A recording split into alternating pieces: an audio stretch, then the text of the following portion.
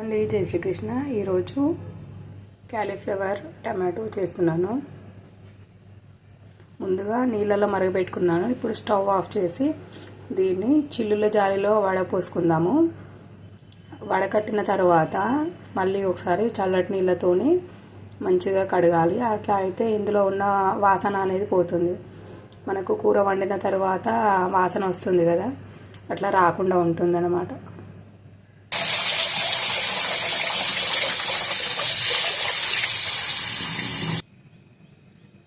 ఇప్పుడు వడపోసుకున్న తర్వాత మళ్ళీ ఒక 2-3 సార్లు మంచిగా కడుక్కోవాలి. అదే గిన్నెలో వేసుకొని నీళ్ళు నింపి కడుక్కున్నా నడుస్తుంది, లేదంటే నల్లకు పెట్టేసి కడిగినా ఓకే. ఇంకా దీని వాసన అయితే అంతగా ఉండదు. ఇప్పుడు ఇంకా మనకి ఇంకా ఒక 10 లేదా 12 పచ్చిమిర్చి, 1/2 కేజీ ఫ్లవర్ అన్నమాట అది, ఉల్లిపాయ 1, కరివేపాకు 2 రెమ్మలు, వెల్లుల్లి రెబ్బలు 6 కచ్చపచ్చగా దంచుకున్నాను, ఇంకా టమాటోలు 2. ఇప్పుడు ఒక 1/2 నూనె పోస్తున్నాను, అంటే 2 స్పూన్స్ అనుకోండి. తర్వాత ఆవాలు జీలకర్ర వేసాను.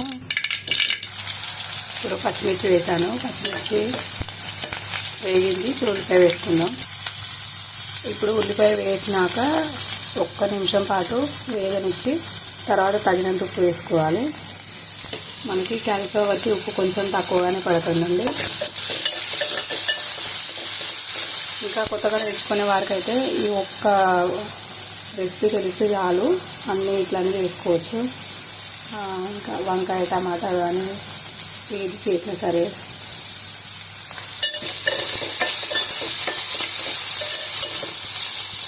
ఇప్పుడు ఉల్లిపాయ వేగాక కరివేపాకు వేసుకుందాం.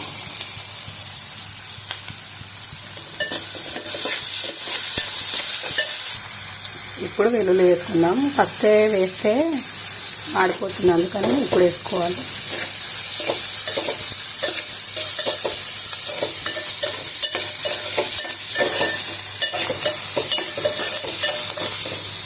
వెల్లుల్లి వేయగానే కమ్మటి వాసన వస్తుంది.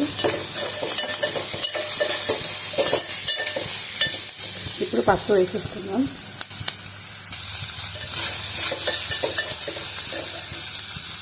పసుపు వేసాము. ఇప్పుడు టమాటో వేసుకుందాం. ఇప్పుడు టమాటో వేసి కలిపాను. ఇంకా మూత పెట్టుకొని కొద్దిసేపు ఉడికించుకుందాము. ఇది మెత్తగా ఉడికిన తర్వాత మనము కడిగి పెట్టుకున్నటువంటి ఫ్లవర్ని ఇందులో వేసేయాలి.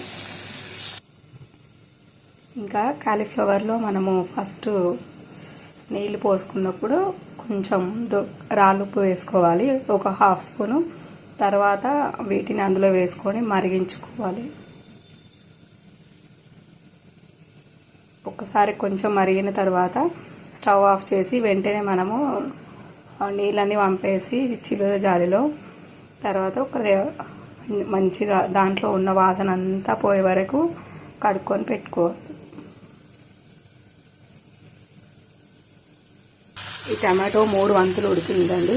ఇప్పుడు కవర్ వేసేసుకున్నాం.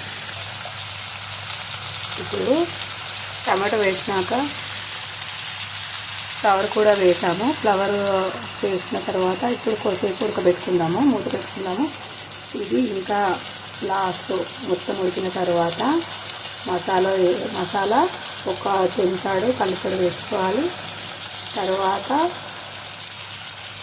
కొత్తిమీర ఆకు, ఈ 3 వేసి కలిపి మూత పెట్టేసుకొని 3 నిమిషాల పాటు ఉడికించుకొని స్టవ్ ఆఫ్ చేస్తే మన ఫ్లవర్ టమాటో రెడీ. ఇప్పుడు ఇది 3 వంతులు ఉడికిందండి. ఇప్పుడు 1 స్పూన్ కలుపు వేసుకున్నాము.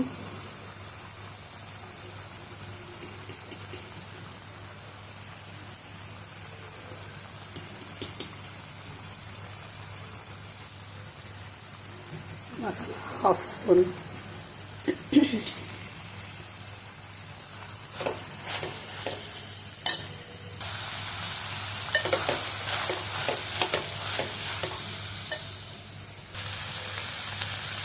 ఇప్పుడు ఇది ఒక 2 నిమిషాలు ఉడికించుకొని స్టవ్ ఆఫ్ చేసేద్దామంటే.